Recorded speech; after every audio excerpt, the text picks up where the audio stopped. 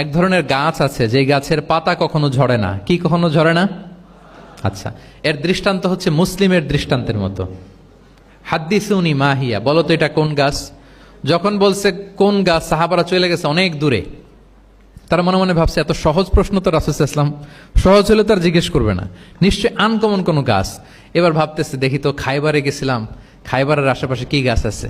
ওই যে তাবুকে ঘুরে আসলাম, তাবুকের পথিমধ্যে ক্যাকটাস, গুলমলতা, আরবের কি কি গাছ। ঘুরতে ঘুরতে সবাই দেখে না ওগুলোর তো পাতা ঝরে।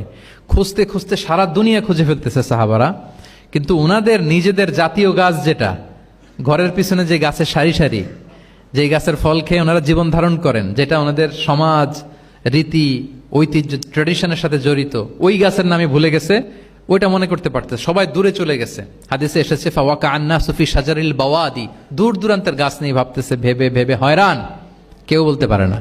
তখন বাধ্য হয়ে রাসূল সাল্লাল্লাহু আলাইহি ওয়াসাল্লামকে বলল, ইয়া রাসূলুল্লাহ, আপনি একটু আমাদেরকে বলে দেন যে ইয়া রাসূলুল্লাহ হাদ্দিসনা মাহিয়া, এটা কোন গাছ? তখন রাসূল সাল্লাল্লাহু আলাইহি ওয়াসাল্লাম বললেন, ইন্নাহা আন-নাখলা, খেজুর গাছ। খেজুর গাছের পাতা পড়ে না, ডাল টেনেও ছিঁড়া যায় না, খুব কষ্ট। তো এটার দৃষ্টান্ত মুসলিমের দৃষ্টান্তের ন্যায়। তাহলে কোনো সাহাবারা পারলেন না। পরবর্তীতে হাদিসের যিনি বর্ণনাকারী আব্দুল্লাহ ইবনে ওমর তখন ছোট ছিলেন।